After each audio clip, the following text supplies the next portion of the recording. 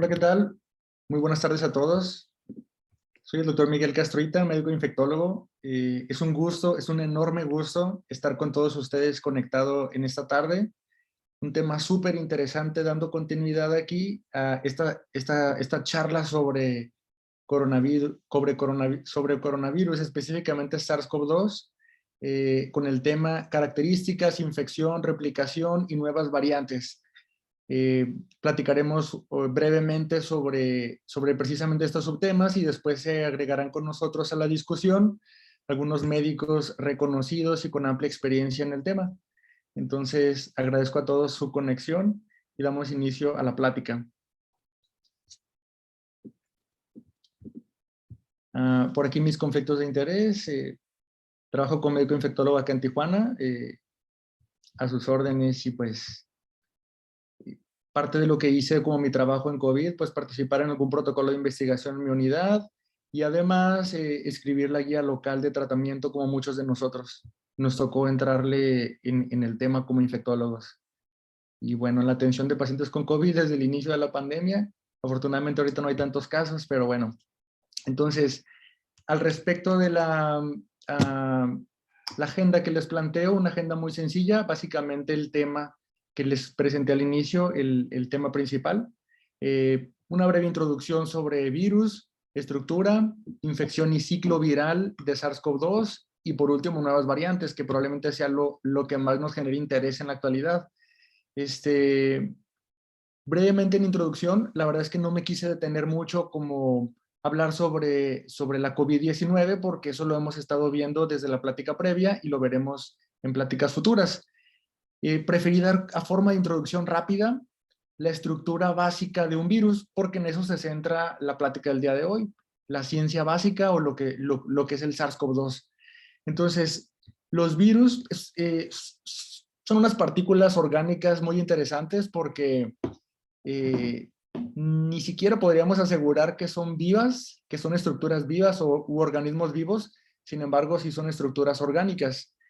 Y casi todas las unidades que tienen, pues tienen una función, ¿sí? Son partes básicas. Del centro hacia afuera tienen una parte genética que puede ser RNA o DNA.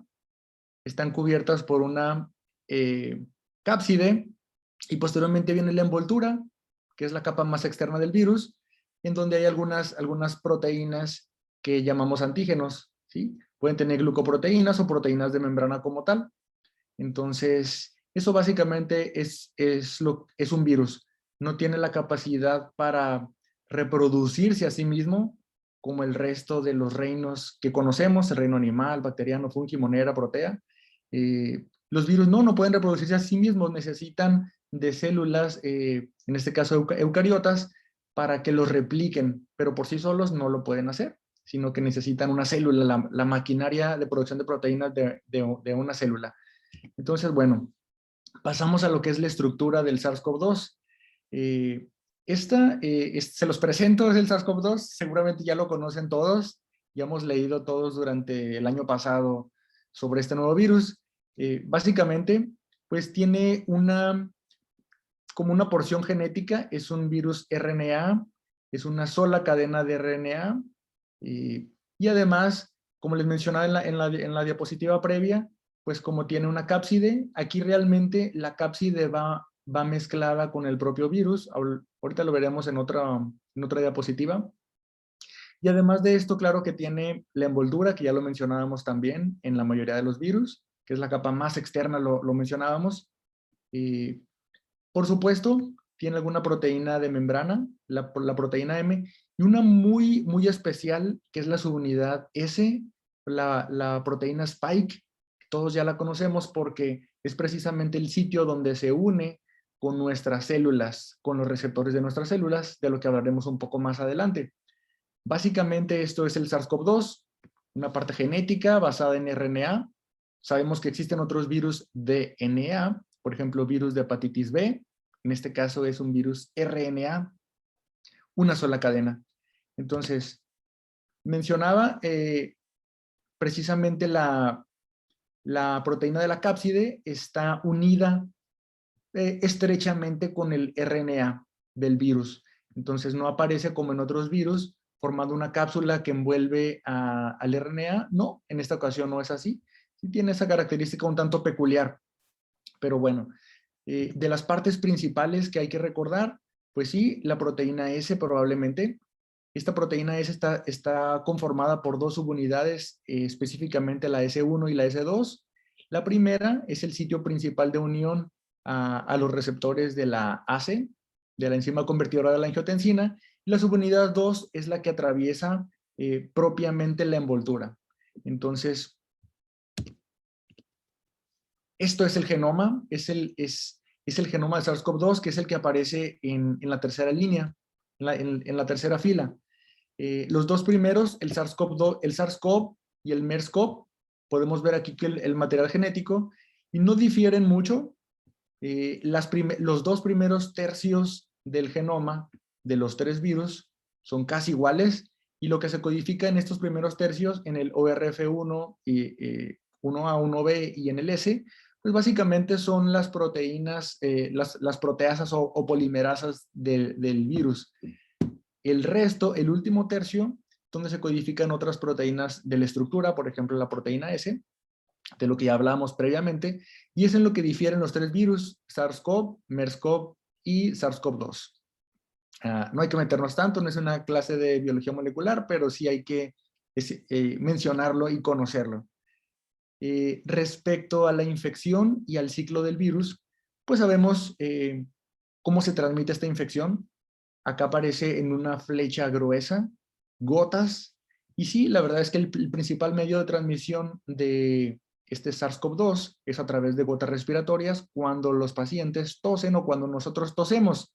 Sin embargo, existen descritos otros mecanismos de contagio para que hacemos énfasis con los pacientes o con la población general del lavado de manos, de uso de gel antibacterial, precisamente porque también puede haber un contagio por medio de contacto, y también se ha descrito la posible generación de microgotas o aerosoles menores de 5 micras, y esto genera una transmisión por vía aérea, ¿sí? Entonces, principalmente se contagia a través de gotas, pero puede ser también por vía aérea o por contacto. Una vez que el virus ingresa a nuestro sistema respiratorio, pues, ¿qué es lo que pasa? ¿Cómo se ancla? Mencionábamos hace un momento lo que son la proteína S o la proteína Spike o pico, como lo queramos llamar. Sí, esto es en general los SARS-CoV, ya sea SARS-CoV-1, SARS-CoV-2 o SARS-CoV-2, que comparten el mismo mecanismo de anclaje. Entonces, primero se une, ya lo habíamos mencionado, la proteína Spike, específicamente S1. Hay activación de esta proteína esa, y posteriormente cuando hay un cambio de conformación de la proteína Spike y se une al receptor de la enzima convertidora de la angiotensina. Una vez que ha ocurrido eso, se une al S1, después hay un cambio de conformación de la proteína Spike y se une al AC.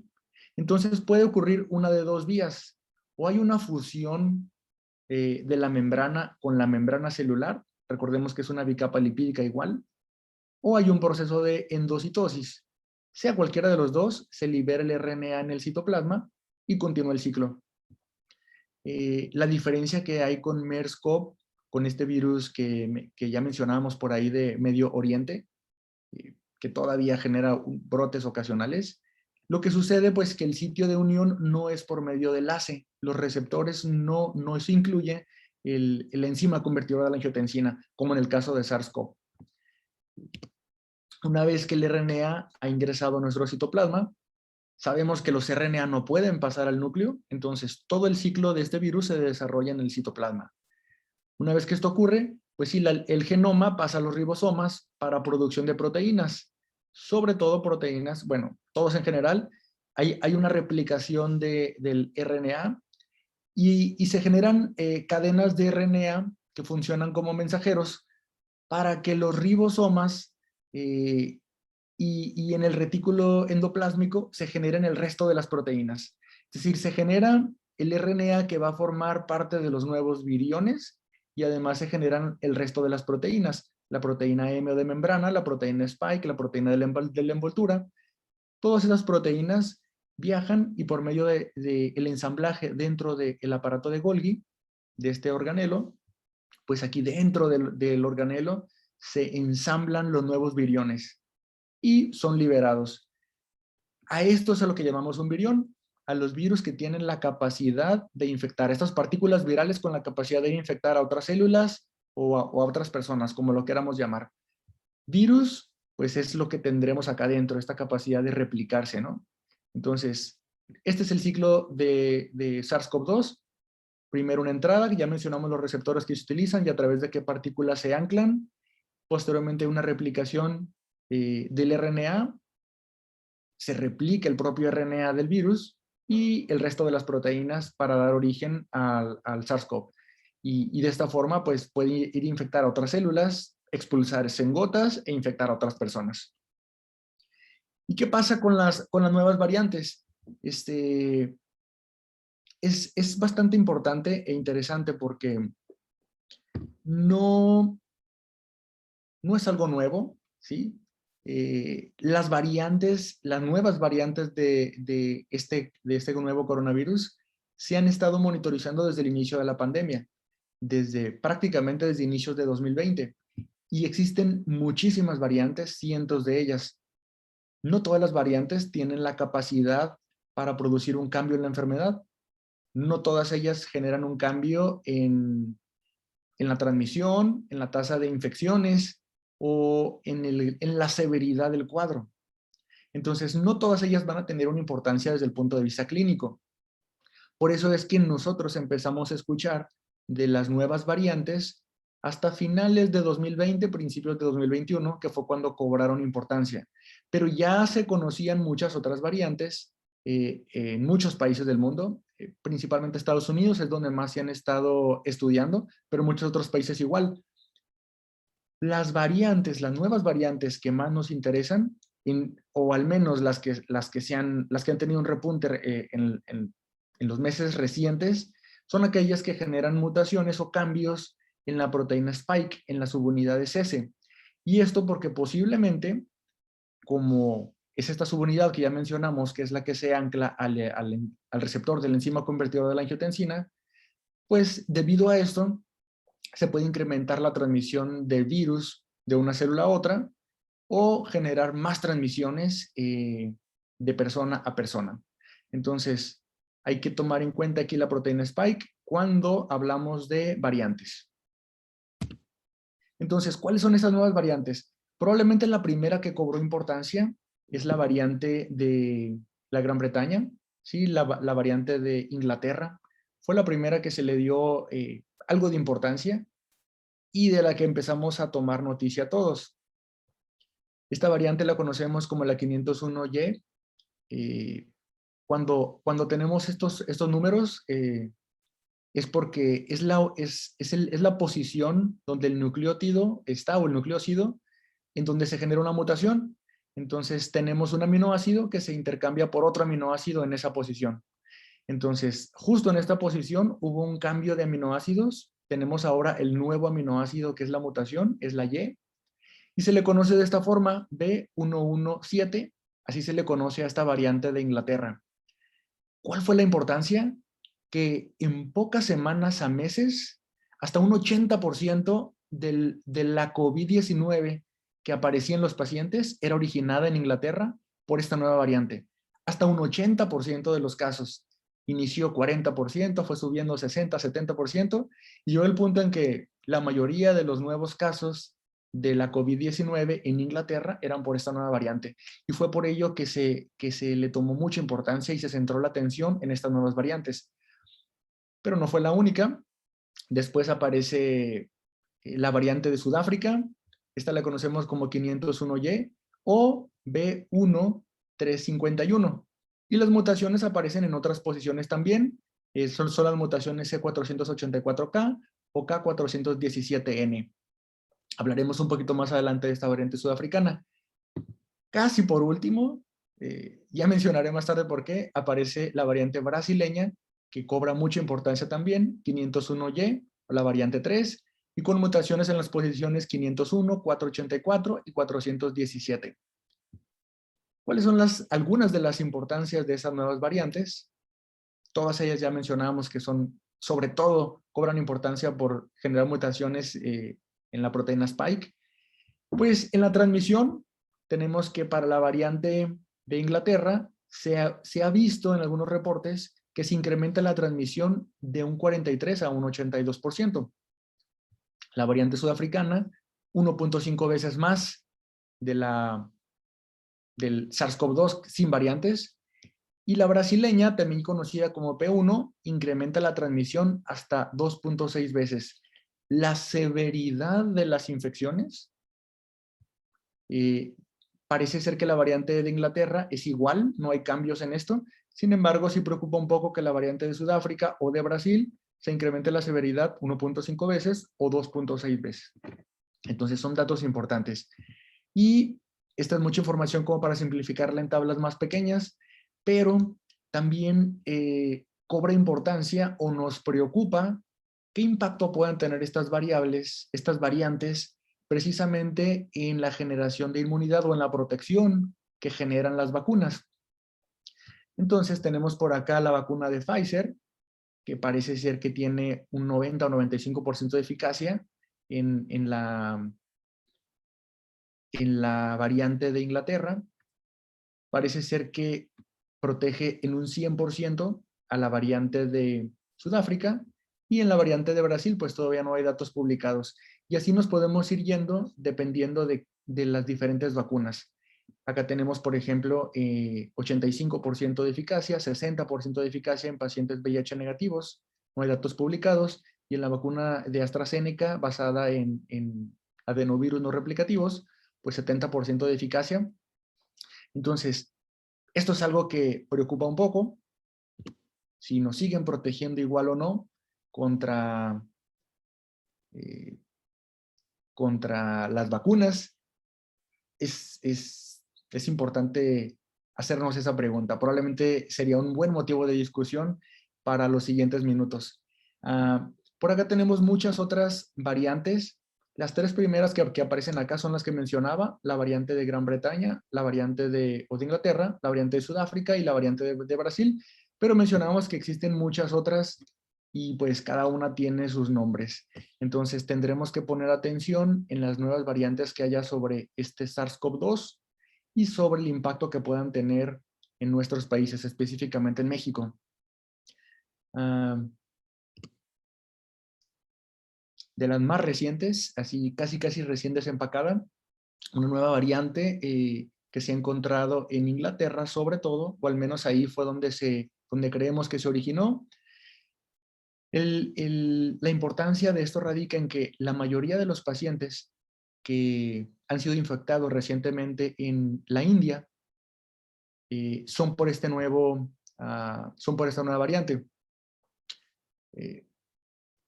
Esta variante precisamente es originada de la India.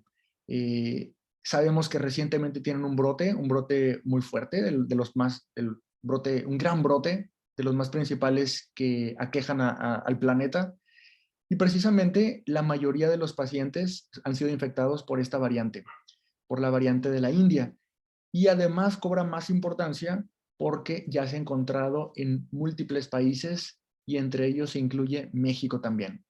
Entonces, muchos países como Estados Unidos, acá México aparece un tanto en rosa, sin embargo ya hay casos reportados en México también. Y de las otras variantes que mencioné, se han encontrado igual casos en México y hay algunos reportes. Entonces, importante conocer la COVID-19, la estructura del virus, la replicación, para poder entender estas nuevas variantes, pero no tanto desde el punto de vista molecular, sino por qué son más transmisibles o por qué generan más severidad. Entonces, hasta aquí la información que les comparto. Es información un tanto breve, pero nos quedamos con algunas dudas. Y para ello, para tratar de dar solución a estas dudas, pues se conectarán con nosotros un grupo de expertos, como les mencionaba, compañeros médicos que tienen amplia experiencia en el tema, que tienen formación en infecciones y a quienes iré presentando a continuación. Entonces, Se va a conectar con nosotros el doctor Gesser Iván Lezama. Él es médico infectólogo internista, tiene amplia experiencia en el tratamiento de la infección por VIH, hepatitis B, infecciones de transmisión sexual en la Clínica Condesa. Desde el inicio de la pandemia, él asesoró la apertura del Hospital 100% COVID HGZ-32 y además pues, desempeña funciones de vigilancia en el control de antibióticos y tratamiento de la COVID-19. Es egresado del Centro Médico Nacional La Raza, donde por ahí compartimos un año de residencia, y además como internista es egresado del Centro Médico Nacional Siglo XXI. Entonces le agradezco que nos acompañe. El doctor David Castelo, con quien también compartí años de residencia en medicina interna, excelente infectólogo. Él es médico internista e infectólogo egresado del Centro Médico Nacional La Raza y actualmente es enlace médico científico de terapéutica de COVID en GSK. Y se conecta con nosotros también el doctor Edgar Pérez Barragán, a quienes ya conocen por su presentación excelente de la semana pasada. Él es infectólogo, egresado del Hospital de Infectología del Centro Médico Nacional La Raza también. Tuvo una estancia formativa en VIH y unidad de enfermedades infecciosas en el Hospital 12 de Octubre de Madrid. Es médico adscrito al HGZ 48 del IMSS en Ciudad de México. Catedrático de la carrera de Medicina FES UNAM en Iztacala y Universidad La Salle y miembro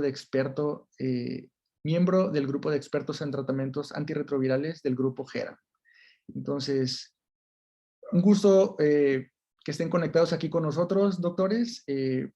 Tenemos algunos cuestionamientos. Básicamente, las preguntas son enfocadas en los subtemas que revisamos el día de hoy. Probablemente la estructura del virus, la transmisión y, claro, algunos cuestionamientos importantes. Me gustaría conocer su opinión sobre diferentes preguntas. ¿Qué opinan ustedes? ¿Qué creen? ¿Cuáles son los cambios estructurales o por qué tenemos un nuevo coronavirus? ¿Por qué ha tenido tanto impacto en esta pandemia? ¿Cuáles son los cambios que hay con respecto a los otros coronavirus que ya conocíamos? No sé si quiera apoyarnos con sus comentarios, doctor Pérez Barragán. Hola, ¿qué tal? Buenas noches a todos los que nos siguen esta noche. Gracias, doctor Castruita, por la presentación. Ya previamente pues, nos diste un preámbulo sobre los coronavirus. Saber que esta familia pues, de beta coronavirus tiene o ha tenido emergencia de nuevos coronavirus en siglo XXI, que justo platicábamos la semana pasada. Si bien tienen bastante similitud a coronavirus previos, sobre todo al SARS de 2003, pues sí hay diferencias en la secuencia genómica de estos virus. Creo que una de las características que los hace diferente pues, a los diferentes coronavirus o a los previos coronavirus que han causado brotes y que afortunadamente no llegaron a pandemia. Algunos, por ejemplo, tú lo comentabas, ¿no? Es el MERS no tiene tanta afinidad o la afinidad por el receptor de la enzima convertidora de angiotensina, ¿sí? Y que está ampliamente distribuido sobre todo en el tejido respiratorio. Es una de las características que los hace diferentes y que obviamente, por lo tanto, no tiene tanta afinidad y penetración al organismo.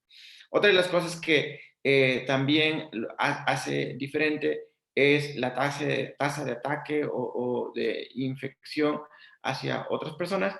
Y yo creo que en una combinación de estas cosas, de el receptor y la tal vez manera un poco, hasta cierto modo, más sencilla de penetrar y esta tasa de ataque, creo que lo hacen diferente y que han favorecido al comportamiento epidémico diferente de este nuevo virus. Excelente, gracias, doctor. Doctor Gesser Lezama, ¿tienes algún comentario al respecto? ¿Algo que quieras agregar?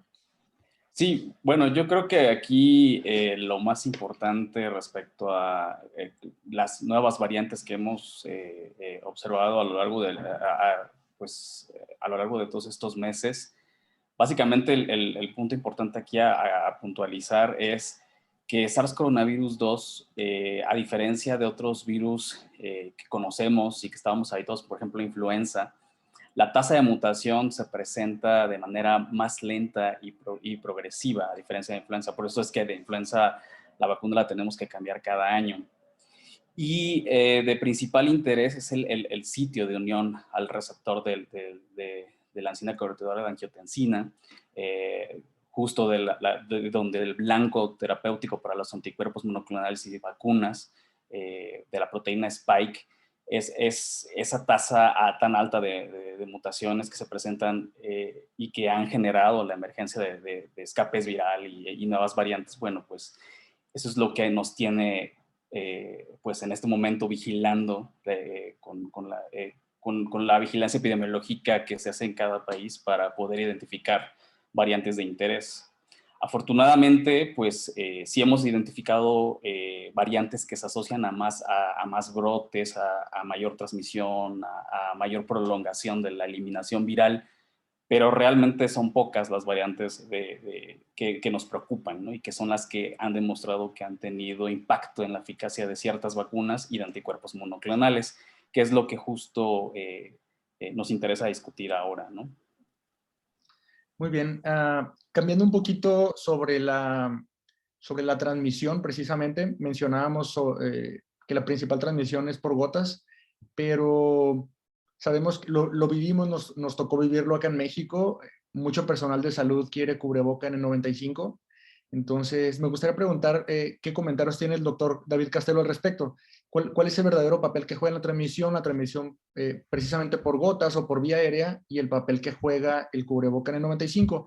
Solo para aclarar algunos puntos al respecto, para dejar información un poco más clara. Sí, hola, muchas gracias por la invitación. Y sí, la pregunta es muy interesante porque justamente lo aprendimos en los primeros meses de la pandemia, donde hubo este pánico por la compra de las mascarillas y que si cuántas micras tienen en realidad la transmisión, más probabilidad. De hecho, hay mucha crítica sobre la CDC en los cambios que ha hecho sobre los lineamientos, casi 25 cambios en todo el año. Y justamente cómo tuvo que ajustarse a la vida real de todos nosotros, donde no toda la población tiene acceso a mascarillas de alta protección. Entonces, cómo fue que al principio aplicamos cosas que ya sabíamos de influenza y que se vale, porque al final la transmisión es muy similar, y cómo ha ido cambiando de ser muy estricta a cómo después fue un poquito de burla, ¿no? De puedes usar una bufanda y ponerte 2 bufandas encima, cosas que nunca habíamos platicado en medicina, ¿no? De, oye, ¿qué pasa si se me acaban los cubrebocas? Y pasó esta cuestión donde se aceleró casi por años luz la investigación en estos estudios que hemos visto, ¿no? De imagenología, de cómo se pasan los vapores o se pasa el aire o la exhalación humana a través de ciertas capas, de ciertos materiales, y qué pasa si pongo 2 capas o qué pasa si pongo 3 capas. Entonces, ha terminado en que ha sido un poco más laxo la CDC en la relación de, tal vez no necesitamos estas mascarillas especiales, tal vez es suficiente con una de tela. Lo que es más importante es la distancia y que el área esté ventilada. Por eso muchas de las relajaciones que estamos viendo de las reglas para prevenir la transmisión ha sido enfocadas a, bueno, ya te vacunaste, sí, eso es la primera.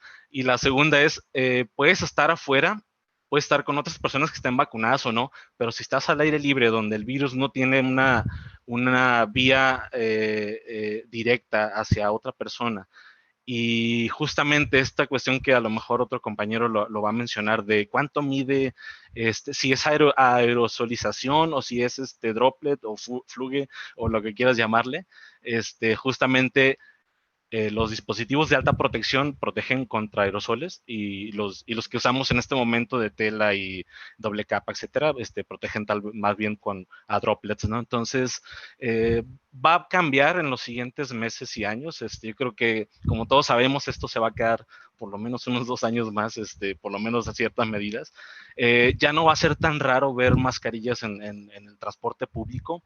Eso es algo bueno, digo, protege tanto para influenza y para coronavirus. Va a ser algo a nivel cultural muy importante, pero bueno, hasta el momento la CDC ha estado relajando cada vez estas guías. Tal vez para los médicos que trabajan en áreas de alta exposición, obviamente ahí sí las recomendaciones laxas no aplican, pero bueno, esa sería mi opinión en este momento.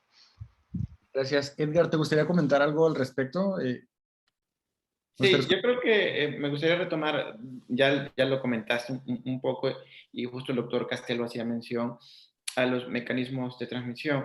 Al igual que los CDC han hecho diferentes cambios, pues creo que esto es reflejo del conocimiento que se va generando y todo lo que vamos aprendiendo. Y aún así, al día de hoy, después de casi año y medio de los primeros casos, creo que aún desconocemos mucho.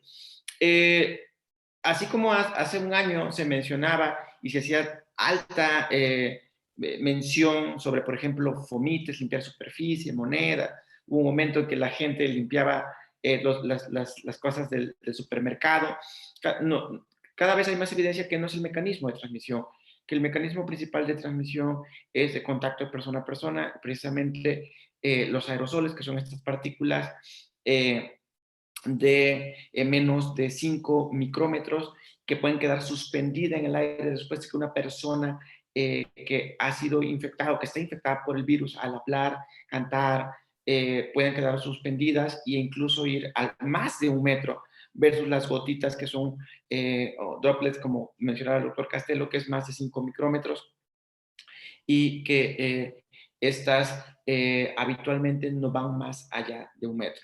El cubrebocas de N95 sobre todo está más enfocado para estas partículas más pequeñas de 5 micrómetros y que tienen el objetivo de estos cubrebocas es que creen un filtro que contenga a por lo menos el 95% de estas partículas más pequeñas y que en ambientes médicos, la intubación, pacientes ventilados, es donde también podrían favorecer estas cuestiones de aerosoles y que pudieran aumentar el contagio. Entonces, es en este contexto donde se ha visto la mayor utilidad de estas mascarillas versus las, por ejemplo, tricapa, que para las gotitas que son un poquito más grandes, más de 5 micrómetros y que no van tan lejos, podría ser utilizado esto. Y yo creo que la utilidad de la mascarilla N95 es más en contextos médicos y donde se favorecen la producción de aerosoles, donde hay un paciente pues, contagiado y que no tiene tal vez la protección, porque incluso pacientes hospitalizados idealmente deberían tener un cubrebocas, pero por ciertos procedimientos médicos, sobre todo, que favorecen esta formación de aerosoles, creo que es la mayor utilidad del cubrebocas N95. Gracias, Edgar. De nuevo cambió un poquito el tema. Platicábamos acerca de la unión de la proteína Spike con los receptores de la enzima convertidora de la angiotensina. Y durante todo 2020 hubo esta duda sobre el utilizar fármacos o no, los IECA, tratamiento antihipertensivo.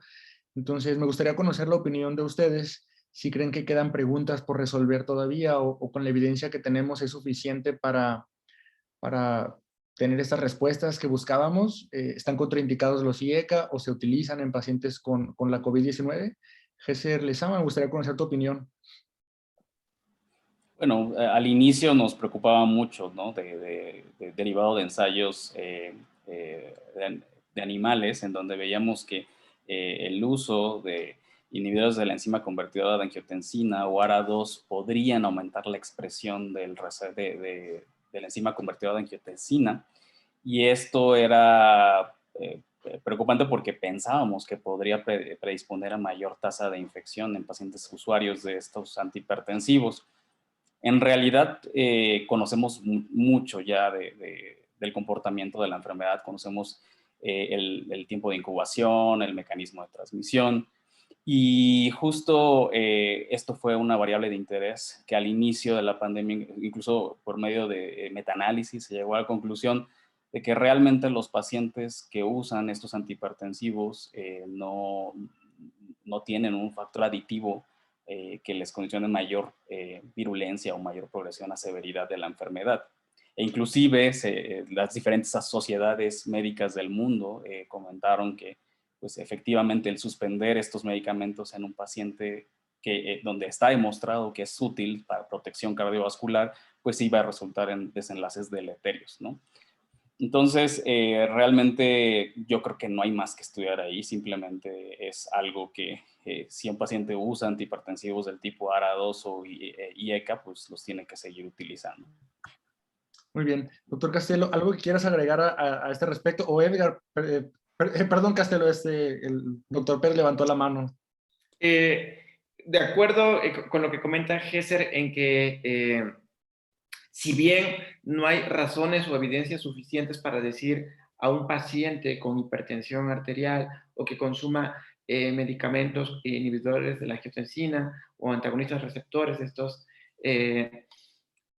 no suspenderlos porque pudiese ser deleterios, no hay una indicación.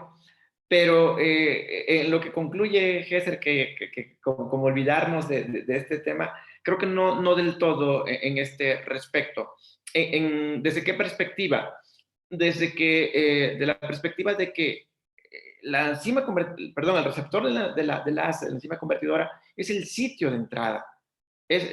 La unión de la proteína Spike es el sitio de entrada. Y creo que si bien esto tal vez lo que Gesser quiso decir es que del tema del tratamiento y esto no hay mucho que hablar o más que investigar, pero creo que sí hay mucho que investigar en la cuestión del receptor y como blancos terapéuticos.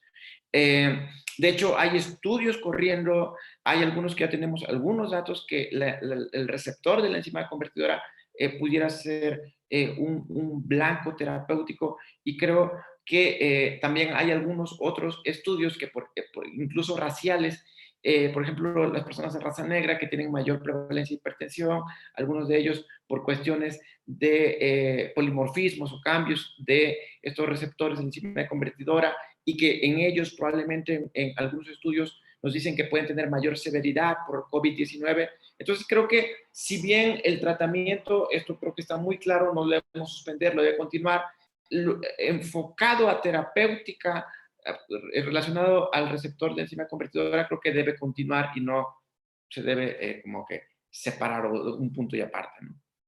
Gracias. Doctor Castelo, adelante.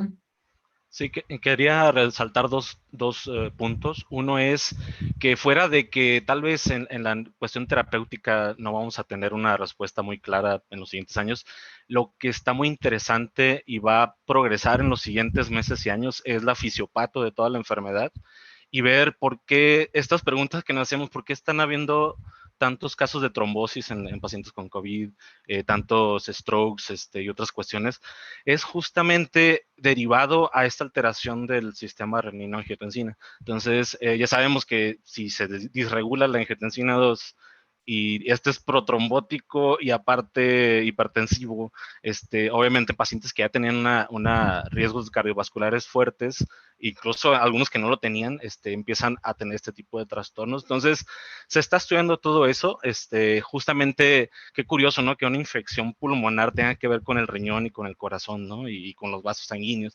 Y cómo ha cambiado también, que hemos visto estos mensajes de que COVID no es una enfermedad infecciosa, es una enfermedad endotelial. Entonces, ese es otro tema que vamos a esclarecer.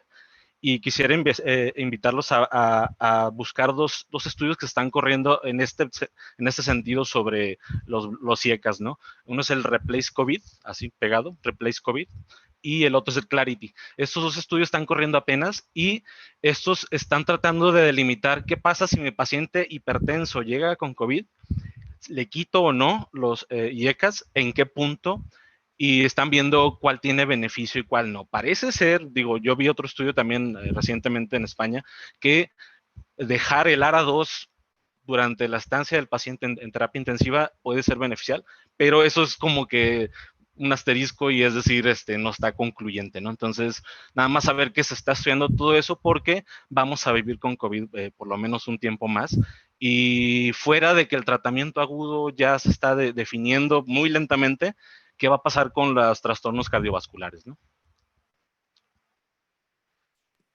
Nada más para agregar algo más. Efectivamente, o sea, mi punto era en relación a los pacientes que ya usan estos antihipertensivos. Claro. Evidentemente, de los principales, la unión a la enzima convertidora de angiotensina es importante para la entrada del virus, pero también ya sabemos que no es la única vía, ¿no? Y que esa es la razón por la cual probablemente en estudios clínicos no se ha visto gran impacto de bloquear esa vía, ¿no? Sabemos que se involucran proteincerasas, proteiglucanos y también inclusive el receptor de LDL interviene para la internalización en el epitelio respiratorio. Recientemente acaba de salir un estudio que contribuye más a la fisiopatología en donde la estimulación del AC2 provoca la formación de sincitios a través de la estimulación de interferones. Y eso es muy importante porque el que las células respiratorias formen sincitios es lo que probablemente genera mayor daño a nivel pulmonar. Entonces, justo con lo que comentaba Castelo, sí se están corriendo ensayos para bloquear la vía de la estimulación del receptor de AC2, pero definitivamente hay muchos factores más que intervienen en la fisiopatología de la COVID-19 que cada vez conocemos y que evidentemente se están estudiando. Muchas gracias por sus respuestas interesantes todas. Tocaron puntos que considero que son prioritarios para nuestros pacientes. Hay justo a este respecto de los receptores de la ECA. Tengo un par de preguntas que nos hacen los compañeros médicos espectadores. La primera de ellas dice, ¿qué tan fuerte es la recomendación de revisar cavidad oral y auscultación torácica en pacientes sospechosos de COVID-19? Entonces, ¿qué tan importante sería revisión de cavidad oral y auscultar a los pacientes? No sé si alguno de ustedes quiera responder a esta pregunta. En lo personal, yo creo, para ser sincero, no creo que sea una práctica que debiese ser estandarizada para todos los pacientes. Sabemos que COVID afecta, pues, causa enfermedad intersticial a nivel pulmonar y regularmente no escuchamos alteraciones en nuestros pacientes cuando los auscultamos. Y revisar la cavidad oral y sobre todo sin equipo de protección adecuado, pues esto implicaría un riesgo para el personal de la salud. Sin embargo, creo que hay que, digamos, personalizar cada caso. Habrá algunos pacientes con factores de riesgo, por ejemplo, asma o alguna otra enfermedad, o cuando no estemos seguros o el caso de sospecha de COVID no sea tan fuerte, pues creo que sí deberíamos explorar a nuestros pacientes.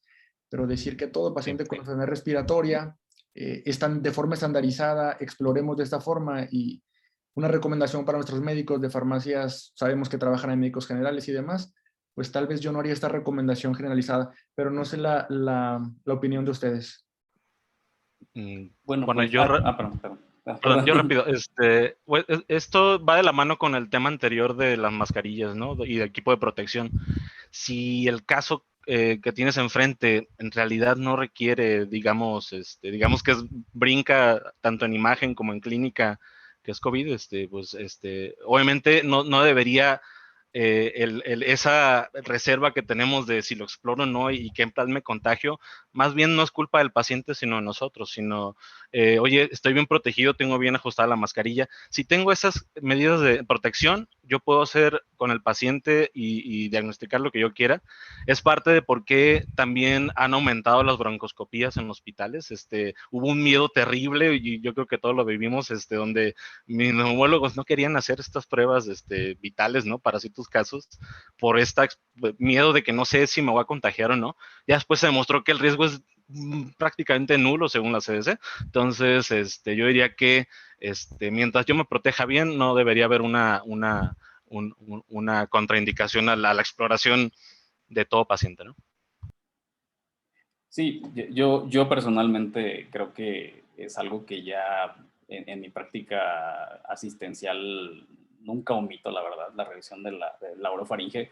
Sobre todo creo que uno como clínico lo haces por encontrar otros diferenciales, ¿no? Realmente la COVID-19 no tiene nada que revisar la garganta, pero creo que es algo que hacemos ya revisas al paciente cefalocaudal, ¿no? Es como el procedimiento de exploración física que uno está acostumbrado a hacer. No creo que tenga mayor riesgo hacerlo si está, como dice David, si lo haces protegido, inclusive como es como no respetas la distancia de menos de 1,5 metros, pues ahí se justifica usar incluso una careta o gogles, ¿no? Al momento de revisar la orofaringe, pero yo no, si tienes adecuada ventilación en tu consultorio, pues realmente el riesgo de aerosoles es extremadamente bajo, ¿no? Muy bien, completamente de acuerdo con ustedes. Incluso de acuerdo contigo, Gesser, lo hago también en mi práctica habitual. Traemos la escuela del Hospital de Infectología La Raza, es revisar los pacientes de pies a cabeza. Pero bueno, perfecto. Creo que sus respuestas bastante claras. Nos hacen otra pregunta más todavía interesante. ¿La mucormicosis se está asociando a una variante específica? Sabemos que hay algunos casos reportados de mucormicosis que afecta a pacientes con la COVID-19. Están enfermos y como complicación aparece mucormicosis. No son tantos afortunadamente, yo no tuve ningún caso en especial, pero la pregunta es si se asocia con una variante específica. No sé si han leído algo al respecto.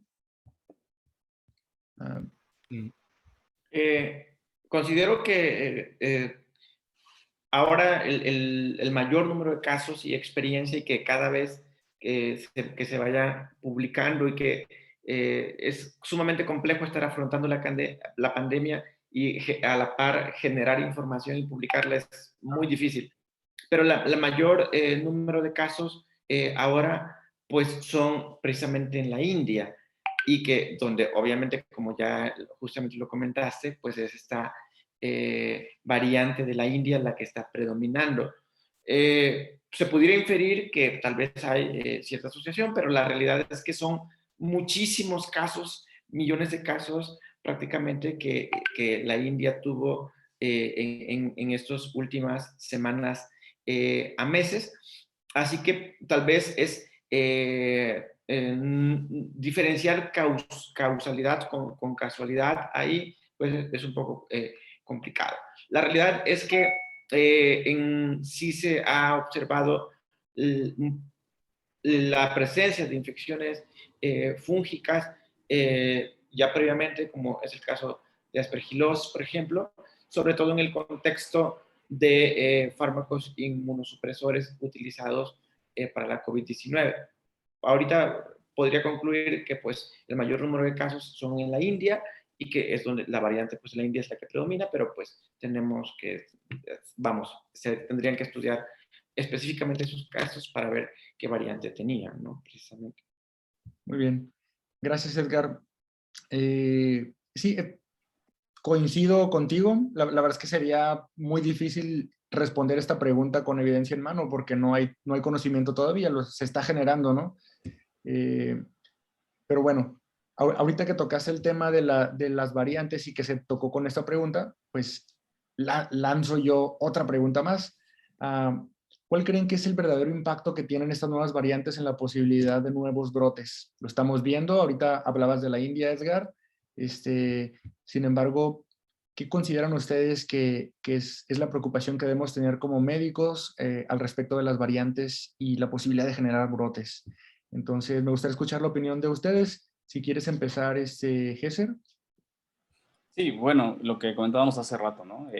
Las variantes en realidad se han relacionado a muchos aspectos de la fisiopatología de la enfermedad, entre ellas el aumento de la virulencia, de la tasa de ataque, ¿no? Ya vimos que la variante de Inglaterra, pues, se asoció a tasas de ataque entre 11 y 20% más altas que la variante wild type. Que estaba antes de diciembre del año pasado y que en menos de un mes vimos cómo se dice que era la cepa que predominaba en toda esa región. Entonces, eso está comprobado. Está comprobado también que incrementa la eliminación viral, como lo vimos en el caso de la NBA, en donde hubo un brote relacionado a la convivencia estrecha y la eliminación viral parecería ser más prolongada. Y también en el caso, analizando las los estudios de vacunación, en donde vemos que hay mayor tasa de reinfecciones en pacientes del grupo placebo que ya se infectaron con la emergencia de nuevas variantes, se ha visto reinfecciones por estas mismas. Entonces, básicamente el mensaje creo que sería que mientras no haya una vacunación global, ¿no? Ya no hablemos de México, sino hablemos de una vacunación global, porque esto se va a acabar cuando de manera global todos estemos vacunados, pues van a seguir habiendo algunos brotes. Probablemente con menos virulencia, con menos repercusión en la mortalidad, porque el grupo afectado van a ser cada vez grupos más jóvenes, pero definitivamente creo que hay que seguir vigilando y el mensaje es que hay que acelerar la vacunación, no tan solo para los países de primer mundo, ni México, sino para todos. En el momento que todo el mundo esté vacunado, pues creo que vamos a tener otro horizonte, ¿no?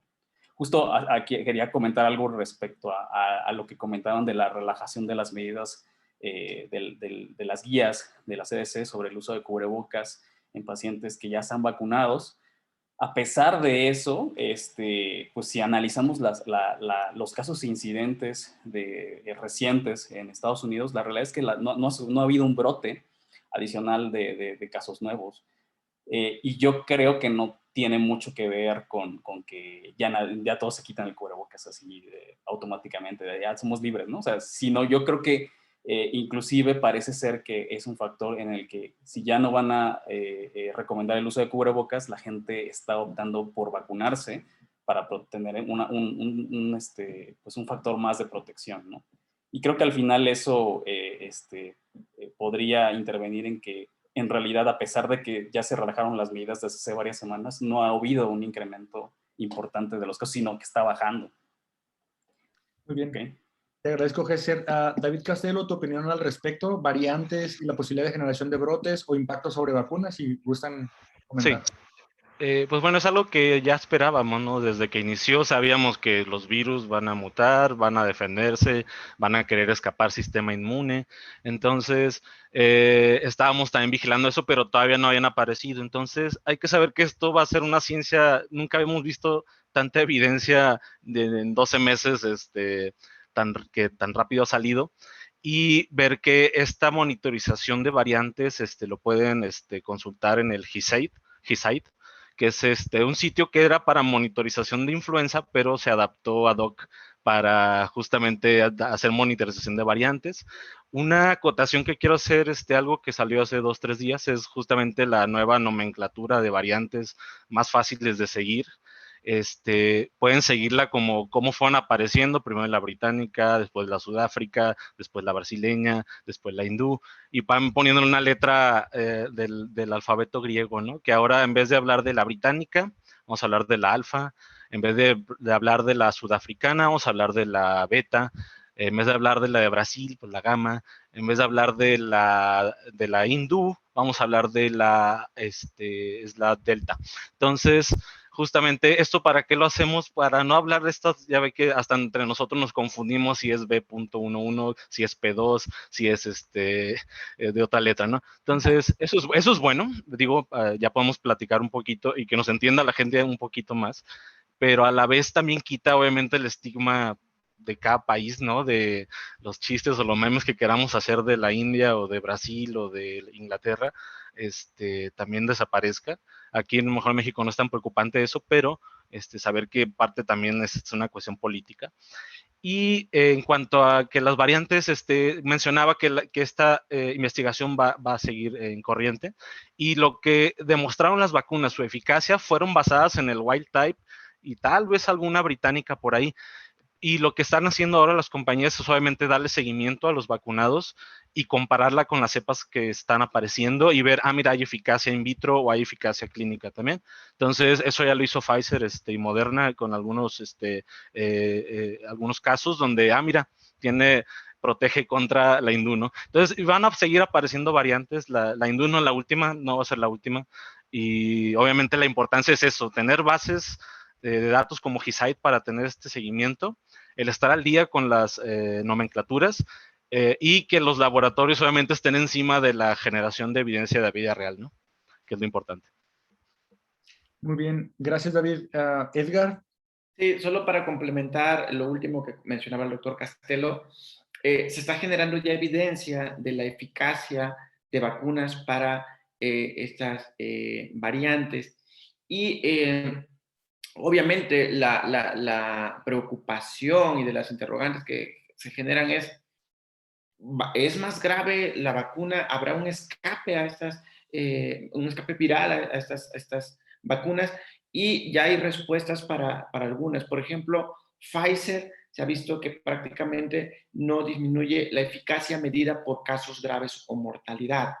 Así, por ejemplo, la variante sudafricana sí disminuye un poquito la eficacia en cuanto a infección en personas vacunadas, pero en los casos graves, afortunadamente, se mantiene igual, tanto, por ejemplo, para la Reino Unido como para la sudafricana.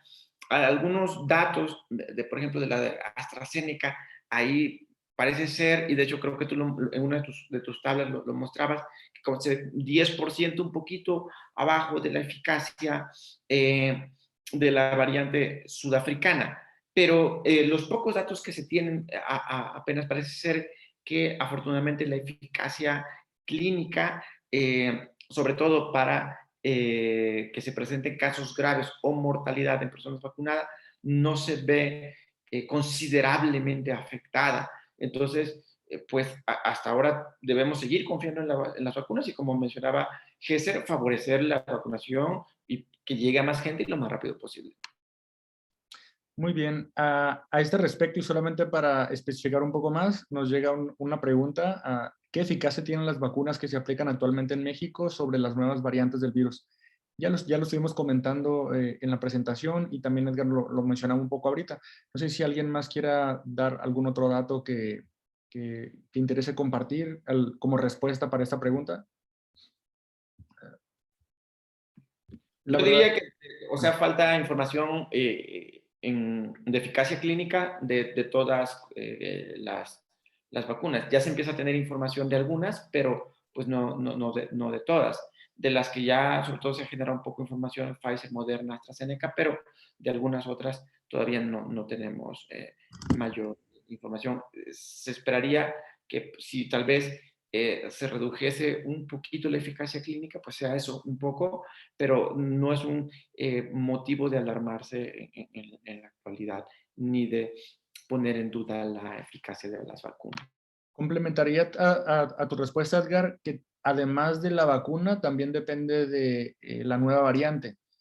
Hay un poco más de información con las dos primeras variantes, con la variante de Inglaterra y con la variante de Sudáfrica, y no hay información prácticamente de la variante de Brasil y menos de la India. Entonces desconocemos todavía la eficacia de algunas vacunas, cómo se modifica, pero solamente para resaltar, como dice Edgar y como habíamos mencionado antes, la eficacia de las vacunas se ha visto pobremente impactada, pues no hay gran cambio. Entonces no hay motivo para dejar de confiar en la vacunación. Y nos hacen una última pregunta que me gustaría leerla también. Hablando de la profilaxis con enoxaparina en pacientes que tienen COVID-19, ¿se ha visto evidencia que ayuda? Hablando del porcentaje en prevención, ¿cuánto sería? Y sabemos, es interesante la pregunta porque es parte de los tratamientos que se estuvieron manejando todo el año pasado también. Pacientes con enoxaparina o con anticoagulantes, vi pacientes con ácido salicílico, ácido acetilsalicílico y demás. Entonces me parece bastante interesante la pregunta, ¿cuál es el papel real que tiene la profilaxis con enoxaparina en nuestros pacientes con COVID-19? Y me gustaría escuchar sus respuestas. Sé que son tratantes también de pacientes con COVID y tienen información al respecto. Entonces, no sé si nos quieres comentar algo, Gesser. Pues en realidad pues, los lineamientos para dar anticoagulación en la COVID-19 pues ya cada vez es algo que se está actualizando también con gran velocidad. Pero la realidad es que hasta ahorita ya con lo que conocemos pues realmente una profilaxis general pues eso no existe. Sí es importante individualizar cada caso, ver el factor de riesgo que puede tener tu paciente de manera individual. Si tiene factores de riesgo, hay escalas para medir el riesgo de trombosis y con base en eso y la etapa de la enfermedad, en que se encuentra el paciente, ya sea severo o crítico, pues podría utilizarse esta profilaxis, ¿no? Pero básicamente son los parámetros que nos ayudan a definir a quién dar profilaxis. No darlo de manera general, porque recordemos que todo medicamento que nosotros queramos prescribir, así sea COVID o no, tenemos que conocer efectos adversos y tenemos que poner en la balanza el beneficio potencial que le vamos a dar a ese paciente sobre el riesgo a que lo estamos sometiendo. Y así como hablamos de anticoagulación, en esteroides, por ejemplo, que esto toma relevancia con la pregunta de mucormicosis, yo creo que eso tiene un factor mucho más de mayor peso en el desarrollo de infecciones fúngicas, más que una variante viral, ¿no? Que estemos viendo, por ejemplo, en la India, ¿no? Yo creo que el uso indiscriminado de medicamentos como los esteroides, que también aquí lo vimos, ¿no? Ya está demostradísimo que utilizar esteroides en las primeras etapas de la enfermedad, poniendo un tiempo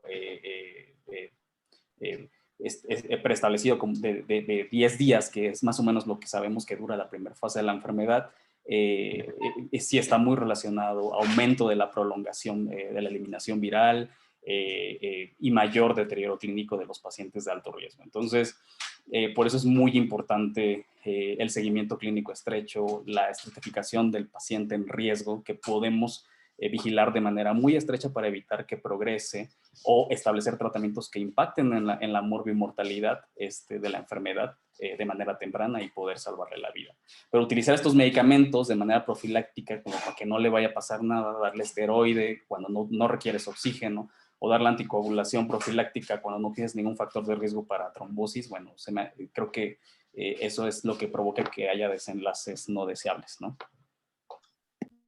Muy bien. Doctor Edgar, ¿algo que quieras agregar para responder esta pregunta? Creo que fue bastante clara la respuesta de Gesser. Sí, solo puntualizar que en aquellos que cumplan ciertos criterios y las escalas que mencionaba el doctor Gesser para riesgos de eventos trombóticos, definitivamente aclarar que en los casos leves, moderados, incluso nada, o sea, no, ni esteroides ni en este caso enoxaparina, se limitará para aquellos casos graves y que tengan también riesgos de eventos trombóticos. No ambulatorio, yo diría restringido a uso hospitalario, ¿sí? Anticoagulación oral también, definitivamente por indicación médica, manejo hospitalario, casos graves. Muy bien, perfecto. Yo lo redondearé de otra forma. Básicamente las recomendaciones internacionales son profilaxis antitrombótica son exactamente igual que para otro paciente grave. No hay cambios. La COVID-19 no hace un cambio en que hay que darles enoxaparina antes de tiempo. La recomendación es la misma. Evaluamos el riesgo que tiene el paciente y con base en ello se genera un tratamiento con enoxaparina, pero no hay que darlo a pacientes ambulatorios definitivamente. Entonces, parece que son todas las preguntas que tenemos. Agradezco enormemente que se hayan conectado con nosotros. Agradezco mucho sus participaciones, doctor Lezama, doctor Castelo y doctor Pérez. Y por supuesto que doy gracias a CISBI por habernos invitado a esta discusión sobre un poco de la ciencia básica y las nuevas variantes que hay sobre SARS-CoV-2. Y gracias también a todos los participantes, todos los médicos que están conectados y por supuesto a los que lanzaron preguntas, que hizo esto un poco más dinámico también. Entonces, excelente tarde, noche a todos. Gracias. Saludos. Hasta luego, que estén bien. Hola, solamente les quiero comentar que en el foro de preguntas está el link para descargar su constancia de participación en este evento. Lo pueden individualizar ya con su nombre. Muchas gracias.